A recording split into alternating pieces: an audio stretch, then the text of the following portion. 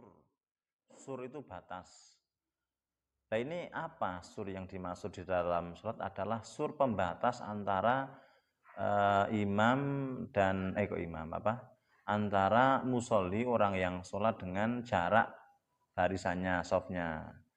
Jadi kadang-kadang sebagian orang itu memilih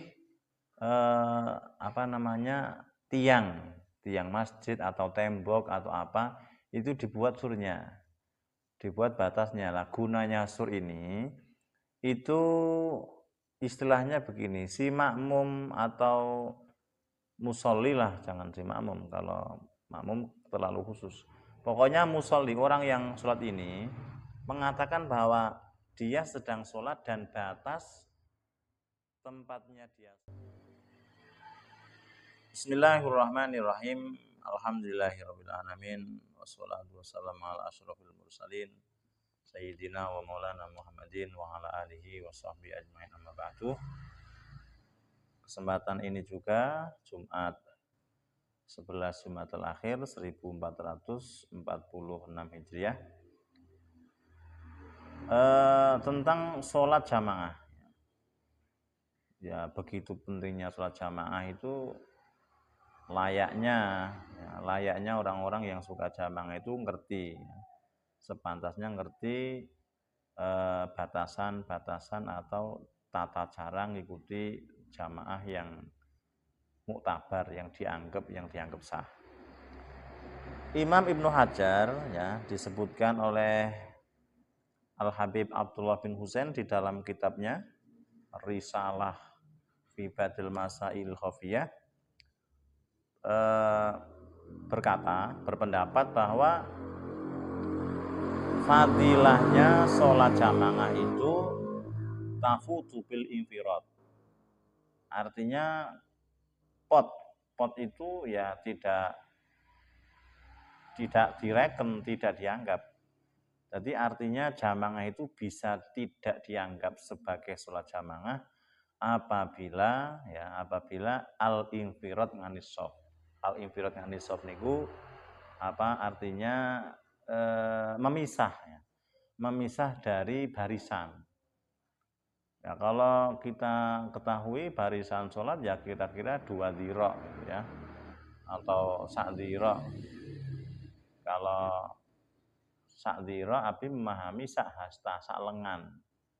Jadi sak sikut ya.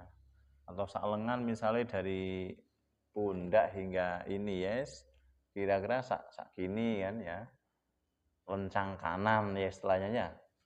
Lencang kanan atau lencang ya biasanya gini kalau orang itu ya, jadi ke depan gini.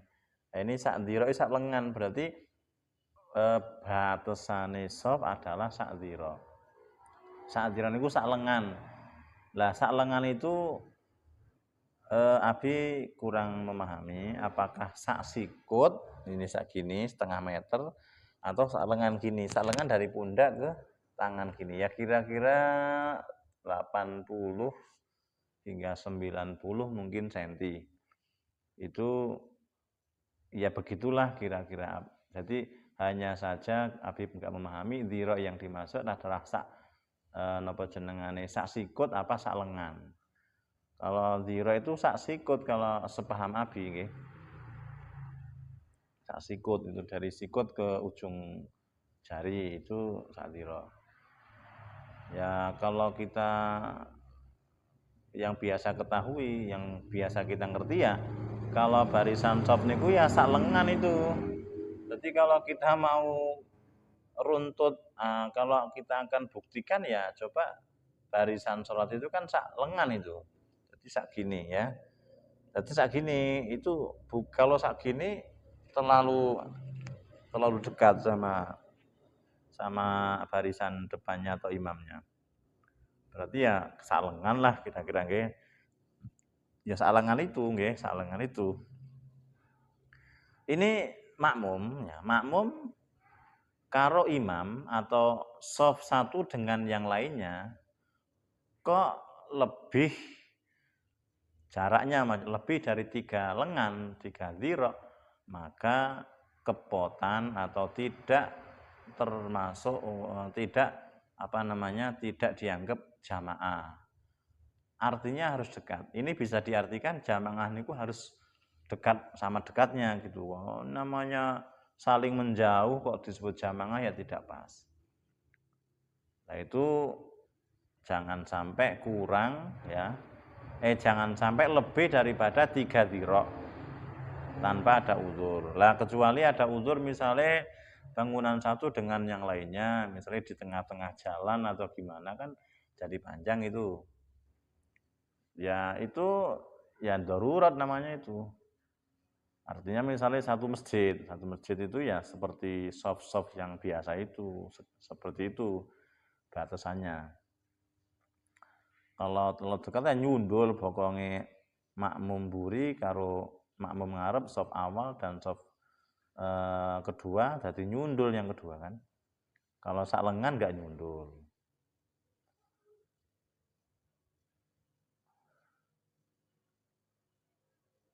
Nah misalnya ini terjadi ada imam dan makmum 2 orang tok.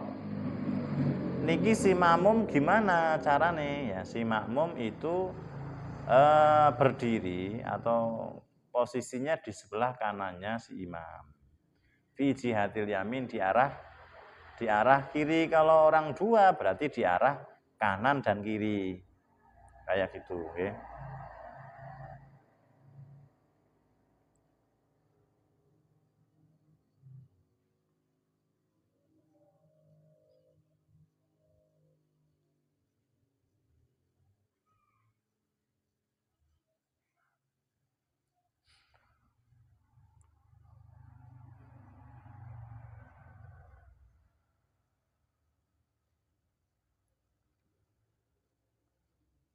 Lanjut ke masalah seterusnya adalah begini. Sholat itu yang Abi ketahui itu ada yang namanya ya, di dalam sholat ada yang namanya sawari atau sur. Sur itu batas. Nah ini apa sur yang dimaksud di dalam sholat adalah sur pembatas antara imam dan antara musolli orang yang sholat dengan jarak barisannya, sofnya. Jadi kadang-kadang sebagian orang itu memilih tiang masjid atau tembok atau apa itu dibuat surnya. Dibuat batasnya. Lah gunanya sur ini itu istilahnya begini, si makmum atau musolli lah, jangan si makmum, kalau makmum terlalu khusus. Pokoknya musolli, orang yang sholat ini mengatakan bahwa dia sedang sholat dan batas tempatnya dia sholat adalah ya surnya itu. Nah tentu ini dipahami mestinya oleh orang-orang bahwa yang menjadi surnya dan musollinya itu tempat yang tidak boleh dilalui. Artinya disekat gitu loh, dikapling. Jadi kalau mau sholat di mana saja tempat itu milih ngapling sak tempatan, sak sajadah nikolah kira-kira nggih.